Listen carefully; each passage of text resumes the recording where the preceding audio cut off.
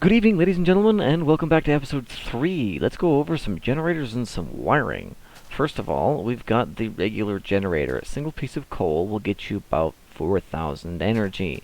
Next, we've got the geothermal generator. Now, this geothermal generator is a wonderful piece of equipment for several reasons. First of all, you construct it by simply adding some refined iron, a little bit of glass, and a couple of empty cells to a regular generator. And the nice part, with the empty cells, you find yourself a nice pool of lava, a few right clicks, and all that delicious, delicious lava is all yours. And every single piece of lava here is equivalent to if you were to use a bucket. You do use up your 10 cells, but it's pretty ridiculous what you get out in return. Now, the generator produces the energy it does at 10 EU per tick, so you can do the math if you want to. 40,000 or 4,000 energy over at 10 EU a tick. Well, 20,000 energy for 20 EU per tick. That's pretty obvious right there. That's 1,000 seconds. Or 1,000 ticks, I should say. Now, the lava cells, after you've collected them all, you can just stick them in here and it'll suck them up. And this thing has enough energy storage to contain 480,000 units of energy. And you don't have to worry about having a bat box attached to it. You can just straight up attach it to your cables and it will not waste energy. The geothermal generator is absolutely awesome for starting off. Next, we've got the solar panel. It produces 1 EU per tick during the daytime and less during rain, even less during a storm. You can only get the power out of the sides and the bottom. Getting it out of the top, I mean, you'd block off the sunlight. Come on. In order to craft a solar panel, you need 3 coal dust, 3 glass, 2 electronic circuits, and a generator, making the solar panel a little bit expensive. But hey, free energy is free energy. Next, we've got the Watermill, and a single bucket will only get you a paltry 1,000 energy at approximately 2 EU per tick. Now, considering the fact that using a generator and a little bit of wood, you get 2 Watermills, if you have a mod like Buildcraft or Red Power, you can man it with the Buildcraft or the Red Power and get some pretty cheap energy generation out of it infinitely. The other option is to stick it in a pool of water 3x3 like this, and the maximum amount of energy you could get to generate right here is if you were to stick a battery in it, you would get 0.25 energy per tick. However, if you wanted to run a cable away from it, you would lose one of those little points and it becomes 0.24 energy per tick in your passive energy generation. Now, we've also got windmills. I'm not going to bother showing you the recipe for windmills because I honestly think these things are stupid. Look at this massive, ridiculous block of glass. Any blocks within the space where this glass is currently occupying will prevent that windmill inside from doing anything. Look at this. Not a single unit of energy coming out of it, and it will never produce energy until I go breaking some of this glass. And it's still not going to produce very much energy. It's dependent on its world height, so the higher up it is, the more power you get. You also get more power if it rains. I'd have to break a lot more glass than that before this thing was capable of producing any energy, though, I'll tell you that much. Let's see if we can't get it to do something. Nope, still won't do anything. After all that, yeah, no, I'm not even going to bother with those things. Okay, now, something new that was added very recently is the new tin cable. Now, tin cables are absolutely awesome. They can only carry 5 EU per tick, so this is their only use. Up there, 40 blocks up, 39 lengths of tin cable, because if you actually use 40 lengths of tin cable, then you're actually losing the energy you get back.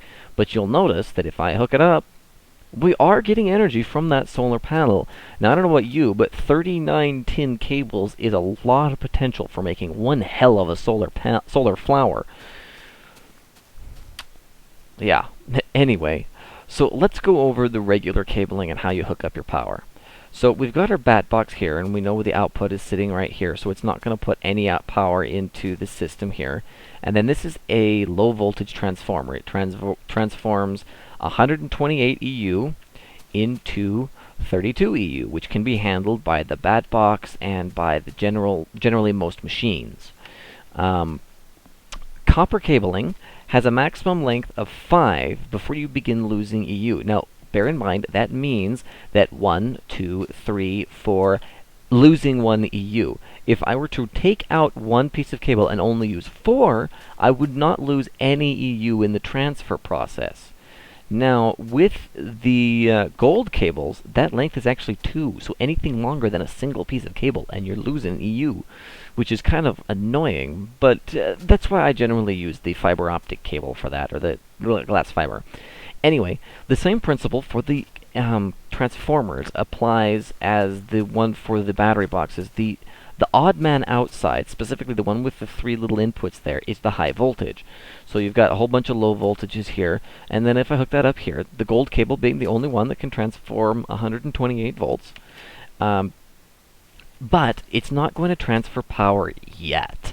They will automatically transfer power down, but in order to get it to go up, you have to actually provide a redstone current. But, as you will recall, I've got the thing facing the wrong direction. So, let's get out our wrench, and if I hold down the Shift key and right-click, it will turn the thing facing away from me. Normally, if you just don't hold down any buttons and right-click, it's going to bring the facing to you, but a Shift and a right-click faces it away. Very useful for situations like this. Now you'll notice the MFE here has still got no power, but if I flip this lever and apply some redstone current to this transformer, all of a sudden we've got a little bit of power coming in. Not very much. The solar panel's not working very well. Need more of them. Anyway, now I can also use the wrench and turn it around the other way. And now, because I'm supplying a redstone current, it's not going to try and transfer the power backwards. So even if I turn around the bat box so it's facing away, it's still only getting power from the solar panel up top. If I turn it off, it's going to drain out and just fill up that bat box pretty much instantaneously, because this is an interesting thing. Every time that the MFE pulses 128, it comes down the cable here, it hits the bat box, and the bat box turns it into 32. However, 32 only goes into 128 4 times. So, in that same single tick, you get 4 bursts of 32. So you're still getting 128 volts worth of energy, just 32 4 times. So if you wanted to hook up 4 bat boxes, they would get 32 energy each, no problem. Same thing goes for hooking up things like furnaces and macerators and pretty much anything that can accept the 32 current. You can just hook it up to a transformer and you'll get a hell of a lot more voltage for your buck. Keep in mind that this works pretty much. I honestly don't understand why it does that. It seems a little bit redundant to me. I would think that what you would need to do is have an additional cable on 4 facings of it in order to get all the energy out at the maximum transfer rate. Oh well, that's just how it works now. It may change in the future. So let's push all that energy back into the MFE here. Bring it around. There we go. Alright, now the next step will be this transformer, which is a medium voltage transformer. So we're pushing the power into the low voltage side here. And, okay, let's turn this thing around now. And we've got our high voltage side here. This is going to turn it into 512 energy. Now, the thing with the gold fiber, or the fiber cable, is you can go 39 blocks before you will begin to lose any energy. And even then, it's only 1 energy. Remember, the way this works is every burst of 512 energy, you lose 1. So, at cable length of 40, you wind up getting 511 energy at the other end. That's pretty much how all the cables work. So, for instance, the gold cables, considering, let's see, 1 loss for every 2 pieces of 128. So for every 2 pieces, you go to 127, then 126, 125. It's really not that much of a loss. However, with the fiber optic cable, you can go a pretty long distance before you see any energy loss at all. That's why I generally skip right over the gold and go straight for the fiber. Let's face it, gold can be used for a lot of other mods instead. So again, the medium voltage transformer will not send its energy until after you've provided it with a redstone signal. So let's just turn that lever there, and we should have some power in the MFE over here, or MFSU I should say. And yes, we do. Not very much, but the battery box is pulling from that solar panel. Anyway, now that we've got a little bit of energy here, we've got another level of transformer. This is the high voltage transformer. Now, it's got a little bit of an interesting use.